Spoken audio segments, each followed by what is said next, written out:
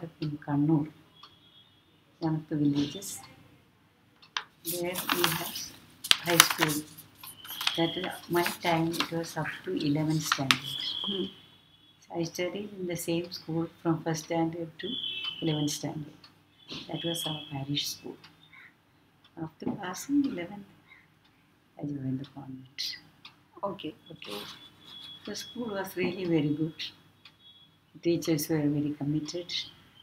They were interested in the students. They wanted to get, my school used to get 92% pass that time when you got first class. That to get, it was very difficult. But our school used to get that. The school was very good. It was the parish school, but run by the lay people. Run means teachers were all priests and sisters came in between. When I was studying in the 6th standard, I seeing a nun first time in my life.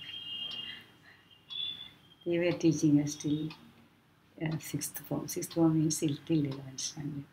Some sisters, then all lay people only. They were good teachers. I have always good memories of my teachers, my school, my friends. All were very, very nice. I always think these today's children will never have the joy what we had enjoyed that day. What was friendship? What we didn't have all these modern equipments or anything. No, gadgets and this, that's. But with nature, we had games, play, this thing. We had a river also close to my house. Near the school also there was same river was passing through the school side also. So all the children used to go and have bath there after the school. Those who are not having rivers close by. That was, school was very good, teachers were very good. And I have only good memories of them. What they had taught us, their inspirations, the sacrifice they have made. There was no bus, no road. Because of the rivers, unless the river has the bridge, it is difficult to get any transportation. So all the teachers used to walk and come. Some people used to stay close to the school somewhere. They take rented house. Otherwise, all of them used to walk and come. As we work, my house was close to the school. But my friends, there were people who used to walk about 10 miles, 12 miles. So far, they were 3-4 rivers crossing. And during monsoon, the rivers were full. Somehow they managed to reach the schools.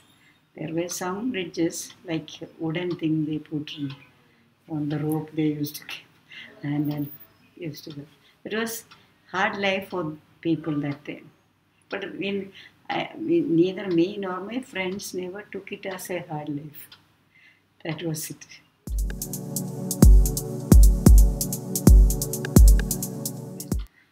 Well, I said no, I have seen sisters there.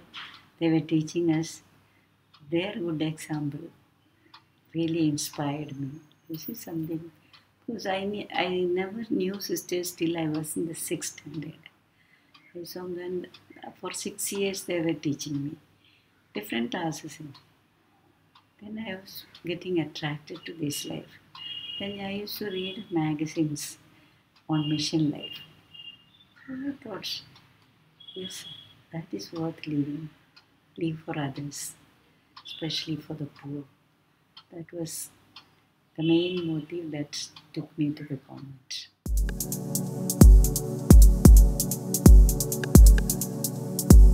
Oh, I joined the convent. I said no. I had 6 months training as a postulant, then 2 years as a novice.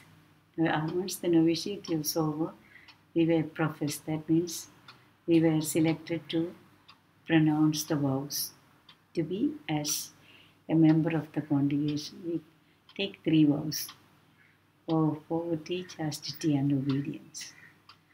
That is, in the name of God, we ourselves, we dedicate to God. Okay. After that, I was sent to the mission for 1 year to teach in a school, our own school in North India. After 9 months of teaching, came back again to Kannoor.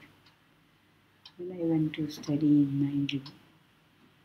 That time it was 2 years diploma course in social work. There was no MSW.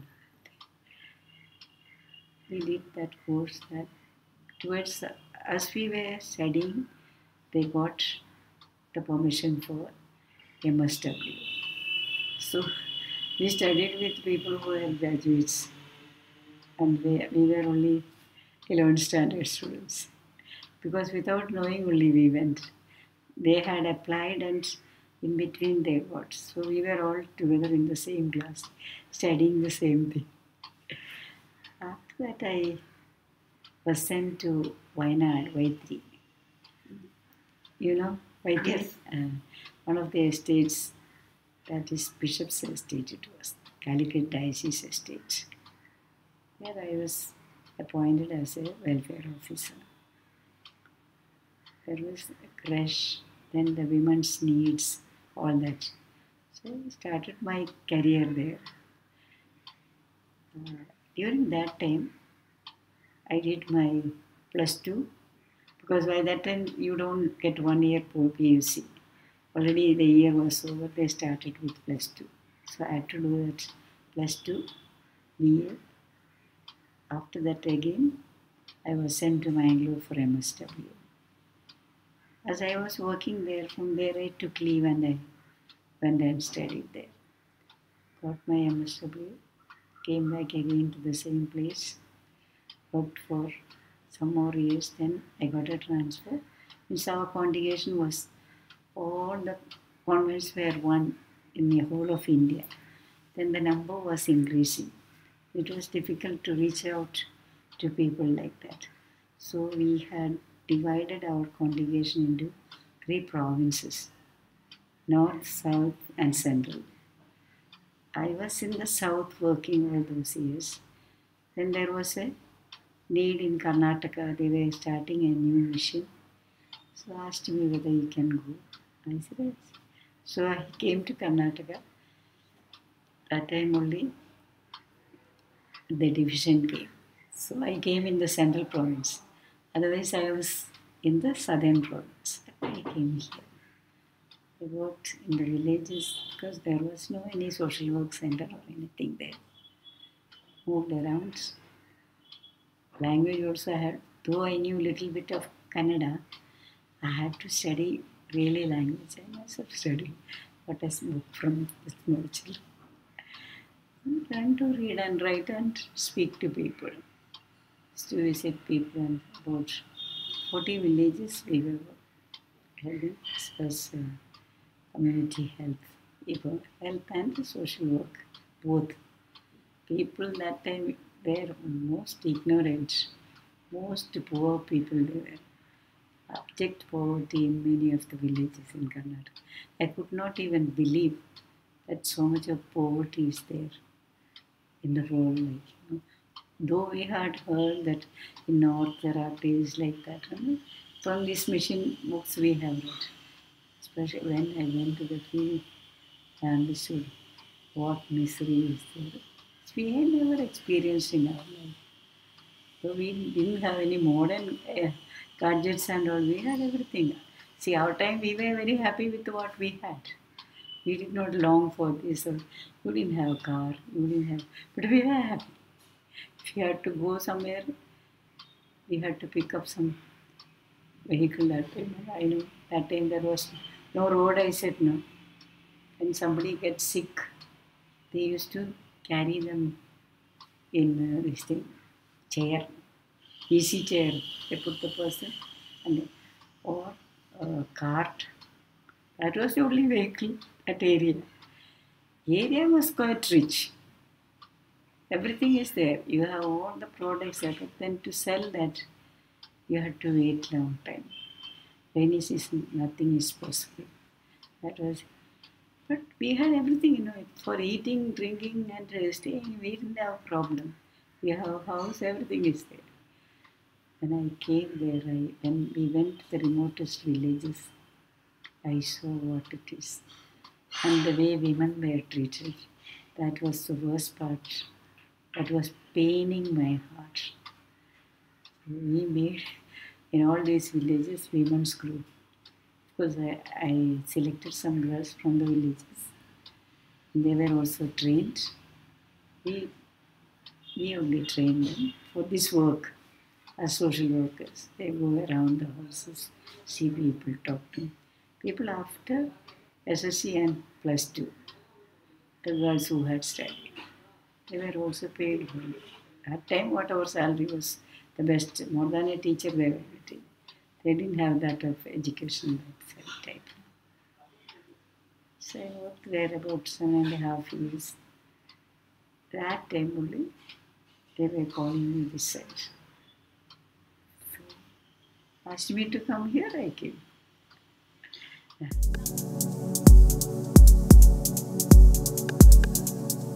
Don't ask especially leadership style. If you ask me what style do I have, of course we work together. What was my intention? To bring everybody together. We have, after I came here, we started this management group, and people, most of the in charges like main departments, they were all taken into management. And every Friday we have a meeting, management meeting, and most of the things that is needed for the hospital, whatever problem, we discuss it there. That is medical director, finance director, executive director, assistant executive director, finance people. If there are 2 people as manager, as secretary, treasurer, all those people are in there. Then partial care person, nursing director, pharmacy in charge. All the main department people are in that group. So we have our discussions with the group. Sometimes there will be disagreements, sometimes agreements, but somehow maybe 1 or 2 days discussions, we come to a consensus. And decisions are made that way. So it is a shared responsibility. No one is taking alone a decision. No self-decision. Decision is shared. That's our special leadership style. That's in the convent also we have this kind. No one is taking a decision alone. It's always asked to the community. This is what we do when we are going to.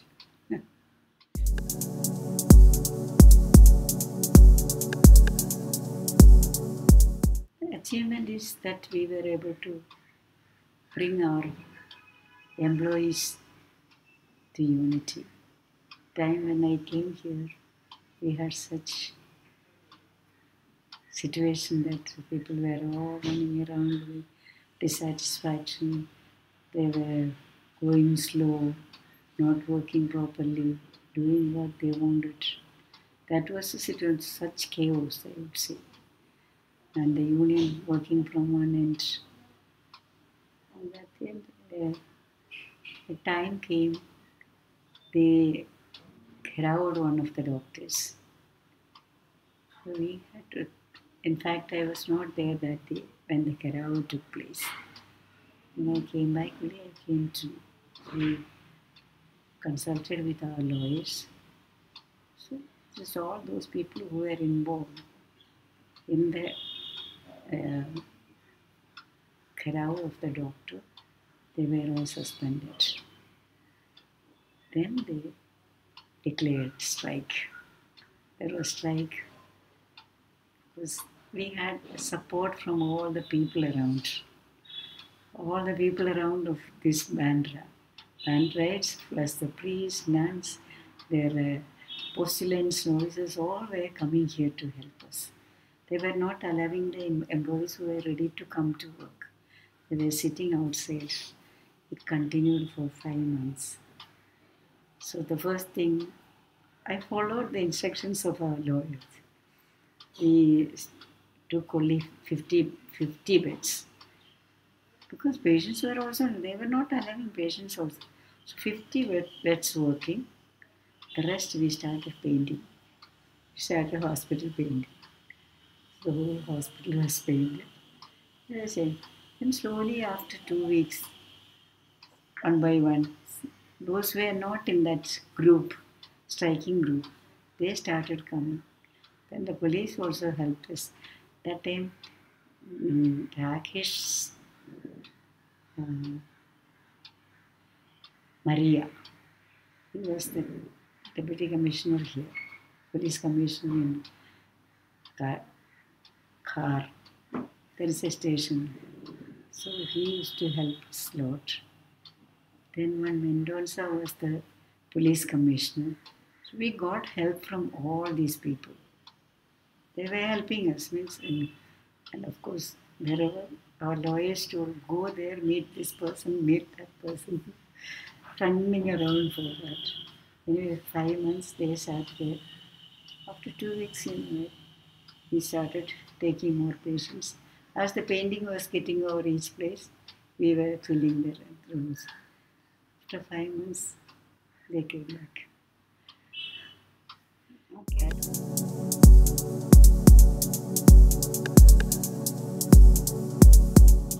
I have to just say, it is God's blessings. We are surviving here. Because such a lot of competition is around. And we are not competent to compete with them. But the Lord is working with us. The blessings of the Lord. You are a Catholic, no? No, Hindu. Okay. There is the work of God. That's what I firmly believe. Otherwise, we wouldn't survive here. And we are able to help so many people. So many people are in the world who don't pay anything. God helps.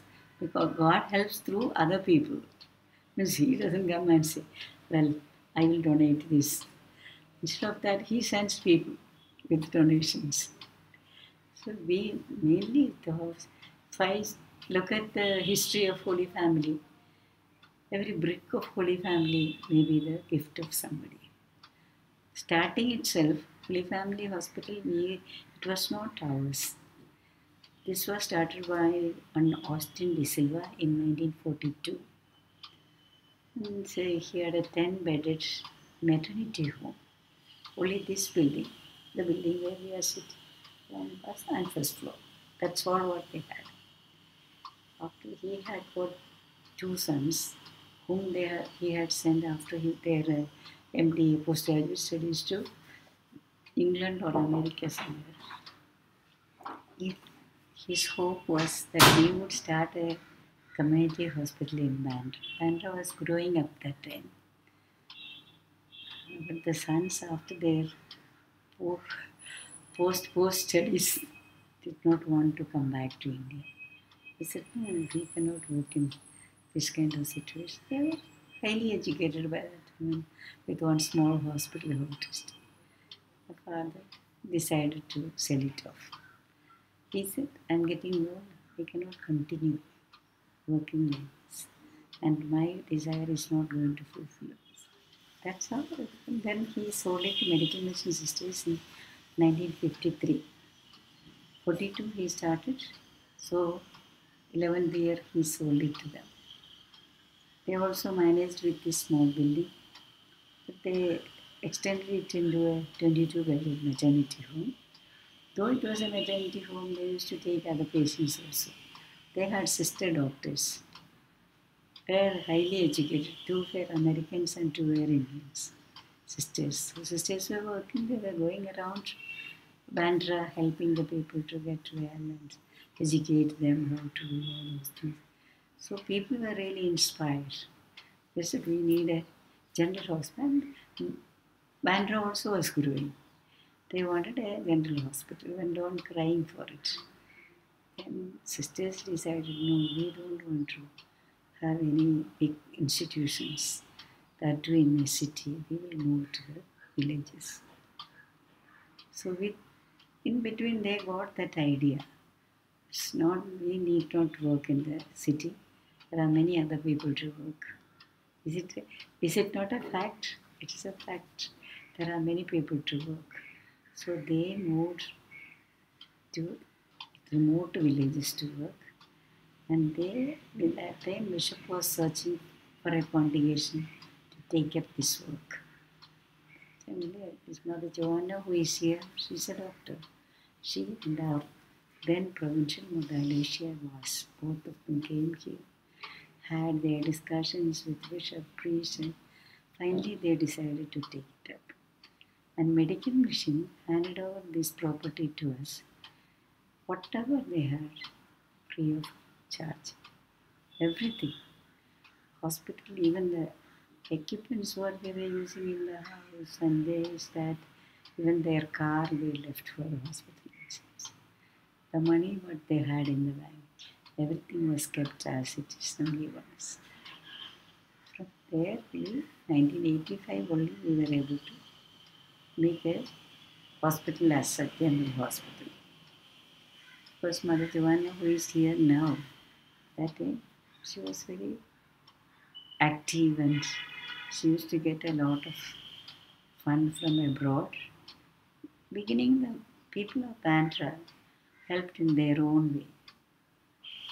They contributed money and with their work they attracted people and had their fair, Bandra fair. All that they helped. So with all that money they started. It was a 120 bedded general hospital with general surgery, medicine, gynec, pediatric. These were the 4 fields they started with. Slowly we improved, moved out, or launched out for other subjects also. So now it is a tertiary hospital with all the possible services to be rendered to the people.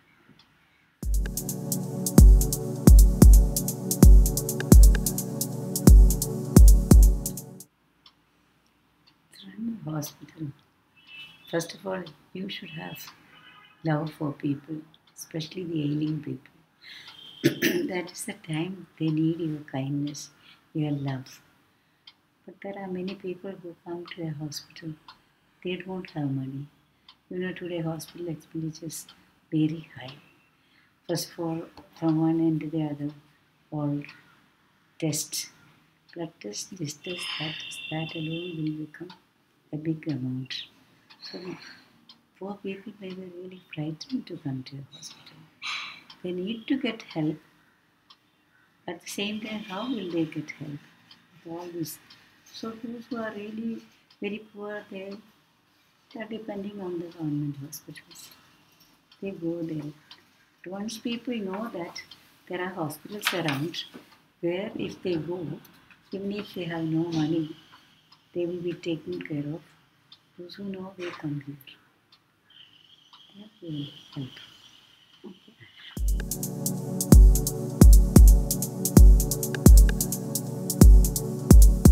That's what I said, no. High cost. It is a well, and these healthcare facilities also, most of them are concentrating on in the big cities. Our villages are without hospital, without doctors. Though many times government said that all the MBBS doctors after their studies, at least 1 year they should serve in the village. Where does it happen? Even I had seen in some our village where one doctor was appointed there, but never see him. Only one midwife, she was managing the health center. That we have seen. And most of the villages where we went, it was doctors were appointed. That's what the government people said.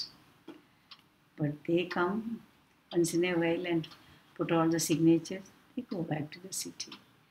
They find it difficult to live in that situation. Suppose you are sent to a village, you are a married person, you have your husband or children, where will they educate them? These were all problems when you go to a remote village and you don't have any facility there for your own life. You are so used to all kinds of comforts in life, and suddenly you are put in a place like that. Which doctor would prefer? It is easy to say that we will send or what attractions do we give them? Any other facilities? Okay, for your child's education, you can put in a boarding house and that government will support or anything. Nothing is happening. Just say that we will send the doctor there. No doctor stays. Isn't it? That is the fact, no? Is any doctor staying in remote village? Not really. It's a problem. Suppose we want to start a hospital in a remote village. How will we survive? No one will be able to pay one address. Always they may give 5 rupee, 10 rupee, anything. All that what they can. One delivery alone, we call a doctor, how much the doctor has to get. What would we do that? This is the situation of our country.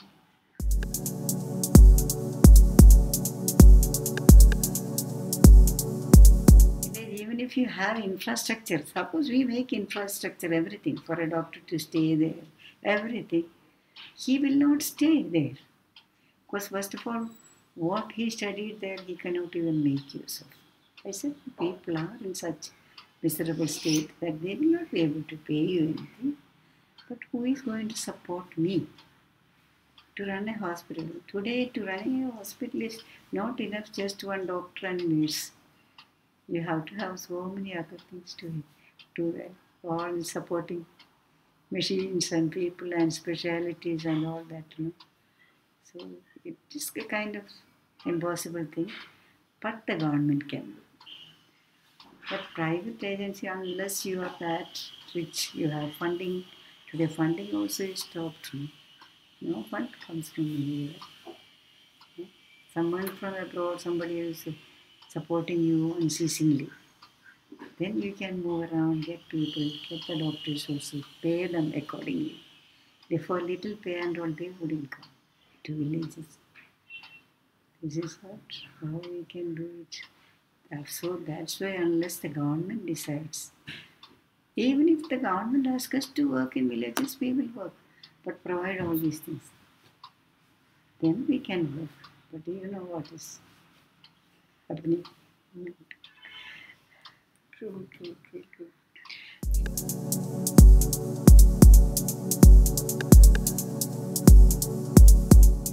Sick, see, I'm not a doctor. Poor, of course, see, at my level, I feel that I can be of more help to the poor than a patient. Poor person, somewhere we can help. Patient also is poor. When they are sick, they are poor. No, we live together, share everything. If we get one fruit from somewhere now, we never used to eat alone. All of us were like that. Hey, I got this fruit, mango, I got mango. Immediately they will bring, cut and give pieces to everybody. That's the way we were trained, and that was our culture. Okay. It's very nice.